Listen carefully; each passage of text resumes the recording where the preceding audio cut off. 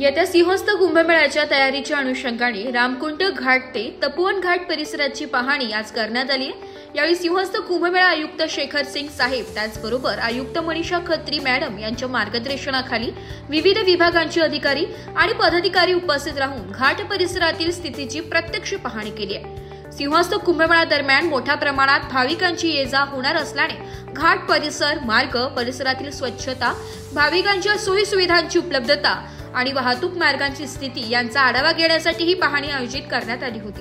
त्यावेळी घाट परिसरातील गर्दीची शक्यता असलेली ठिकाणे, भाविकांसाठी असलेले मुख्य प्रवेशद्वार, बसविण्यात येणाऱ्या सुरक्षा चौक्या आणि संभाव्य व्यवस्था पाहण्यात आल्या। पाहणी दरम्यान अधिकारी आणि पदाधिकाऱ्यांनी नागरिकांशी संवाद साधून परिसराची सद्यस्थिती जाणून घेतली आहे। सिंहस्थ कुंभमेळा आयुक्त शेखर सिंग साहेब यांनी नाशिक लोकशाही न्यूजशी बोलताना माहिती दिली आहे। या पाहणीमुळे प्रशासनाने सिंहस्थ कुंभमेळ्यासाठीच्या नियोजनाला प्रारंभिक गती दिल्याचं दिसून येत आहे। नमस्कार, नाशिक लोकशाही न्यूज मध्ये सर्व प्रेक्षकांचे स्वागत। आता सध्या आपण तपोवन परिसरात आलेलो आहोत।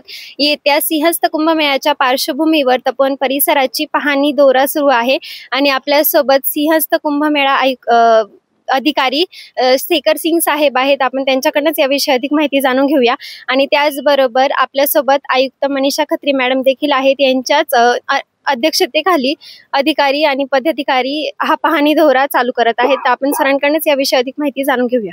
आपला घाटांच्या संदर्भातला नियोजन जे आहे, आता एक्झिस्टिंग घाटांचं नियोजन, त्यांची काही रिपेअर आणि नवीन घाटांचा लोकेशन प्लस त्यांचं संपूर्ण नियोजनाचा आपला पाहणी दौरा आहे। याच्यामध्ये रामकुंड पासून आपण सुरुवात केली, त्याच्यानंतर नंदिनी घाटाला श्रीराम त्यांची मूर्ती आहे त्या बाजूला, नंतर आगर टाकली, ओढा, दसक, नांदूर, ते संपूर्ण घाटांचं आज आपण नियोजन करतोय। इरिगेशन, NMC आणि आपल्या MSIDCच्या सोबत लक्ष्मीनारायणचं घाट सुद्धा आता जस्ट आपण बघितलं आणि येणारे भाविकांची मुवमेंट कशा प्रमाणे असणार आहे, प्रत्येक घाटाला कशा प्रमाणे असणार आहे, त्यांची मोबिलिटी कशा प्रमाणे असणार आहे, त्याच्यावरचं आपण याच्यामध्ये भर देतो।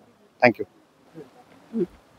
नक्कीच सर, तुम्ही सांगितल्याप्रमाणे चांगले नियोजन चालू आहे। तपोवन परिसराचा घाट आहे, त्याचे तुम्ही चांगलेच नियोजन करणार आहे। येत्या सिंहस्थ कुंभमेळ्याच्या पार्श्वभूमीवर हजारो नाही तर लाखोच्या संख्येने भाविक आणि नागरिक येथे उपस्थित होणार आहे आणि तुम्ही आम्हाला जी माहिती दिली त्याबद्दल नाशिक लोकशाही न्यूज तर्फे मी तुमचे धन्यवाद करते। नाशिक लोकशाही न्यूज साठी संपादक विश्वास लचके, नाशिक।